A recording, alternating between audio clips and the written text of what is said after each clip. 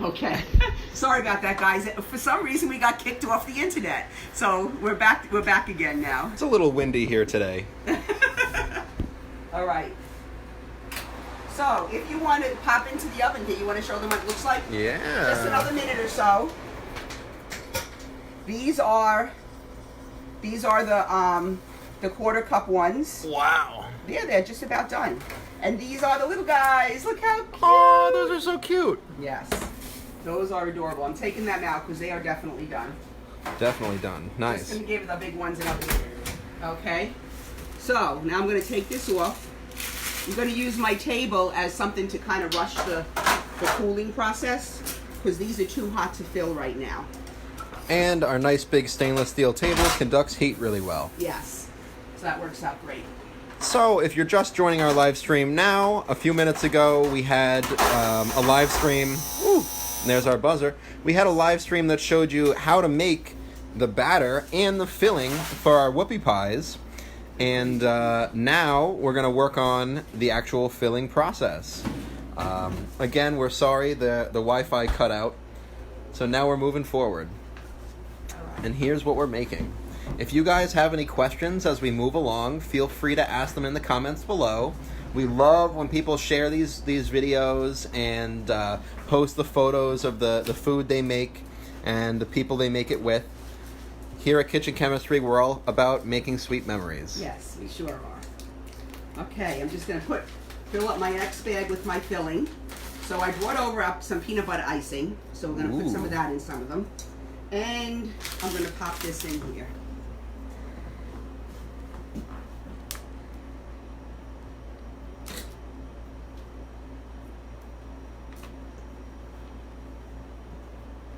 There we go. So, right. Yeah. So what we're going to do now is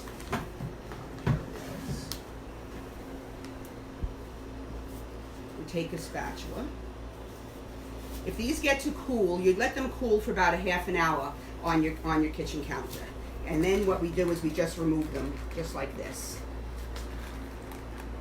Okay? If they look completely cool, they would just peel right off the paper without a problem. So, Kathy, a different Kathy, just joined our live stream, and she's wondering what the filling's made out of. Okay, so this filling is a marshmallow fluff, butter, and sugar, powdered sugar. And this is a peanut butter that we're going to fill with. Perfect. And you can make any kinds of fillings that you like. If you like cream cheese fillings, you definitely have the option to do that. And if you're curious about making this recipe yourself, you can find the recipe on our Kitchen Chemistry Facebook page. And on our YouTube channel. All these videos are archived on YouTube. Okay. So here we go. Oh, I'm going to pull out some decorations. Ooh. So I'm going to hold a Whoopie Pie in my hand. This is why it's so nice to use a bag. Even if it's a freezer bag, it doesn't matter. Pastry bags are designed to be held in your hand, so they're easier to work with, but you could use a freezer bag. Just going to put a nice thin layer, just like that. Take Perfect. A uniform lid, put it right on there. How cute! And then I can just roll them into sprinkles or glitter or chocolate chips. And there. That's a perfect little snack. Awesome. Chopped nuts. So we're going to do a peanut butter. You want to make sure the filling is soft. It can't be super hard because it's going to be very hard. You can tell how delicate this is. There is a peanut butter Whoopie Pie. Awesome. Now, if you don't have a pastry bag at home and you are scooping these Whoopie Pies, the batter by hand, should you match up the halves before you fill them? Yes.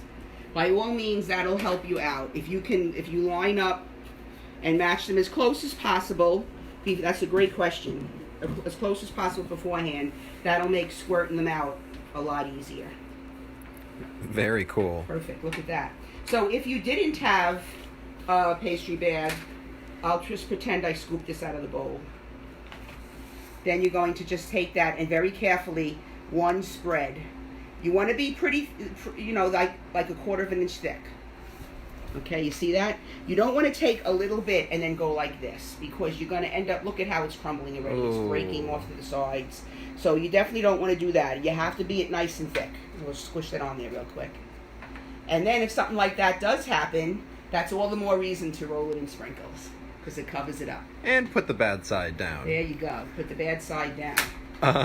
Joan says that Brother Paul wants one. Okay.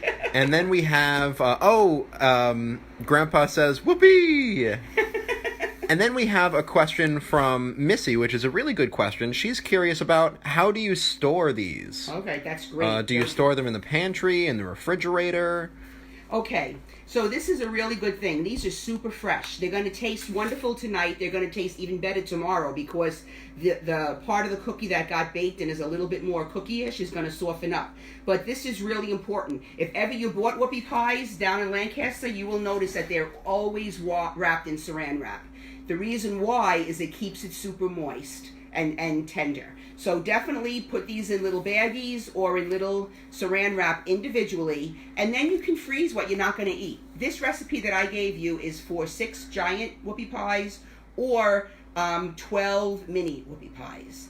But so if you can't eat that in one day, then definitely freeze. Not one day, a couple of days. They'll stay fresh for a couple of days if you wrap them in saran wrap. If you don't wrap them in saran wrap, I can promise you they're not going to taste so good after a day or two. Okay. Very good. Any other questions? No other questions right now. Do you want to fill one or two? Missy says thank you. Oh, you're welcome. My pleasure. Yep, I'm just squeezing them out right here. Look at that, nice and fluffy. You know what else you can do? Let's see. I will, to give somebody, whoever gets this one's going to get a little surprise. I'm going to do that. And then I'm going to put the fluff right in the middle. No one will know. No one will know. They'll think they're getting a peanut butter, and then they're going to bite, and they're going to get that burst of fluffernutter in the middle. How good is that? Or you can put fudge in the middle. Do a ring of buttercream or a ring of the filling, and then just put some nice chocolate fudge in the middle.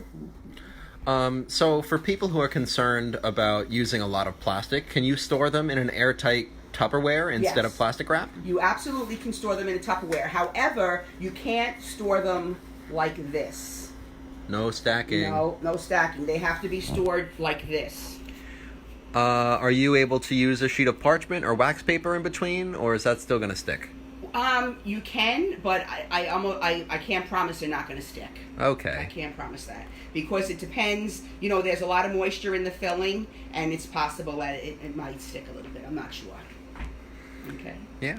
All right, guys. Well, thanks again for joining. I always have fun doing these things, and I hope you're enjoying it as much as I am. And where can they find the recipe? Oh, the recipes are on our Facebook page and on our YouTube channel. So they should be both places. If you have any questions about the recipes whatsoever, don't hesitate to drop me a line through Facebook or email. I'm always happy to chat about recipes. Okay? So you have a wonderful weekend. Next week we're going to do some Easter treats. Easter treats. Yes. Very exciting. Okay. Have a great weekend, guys. Thank you.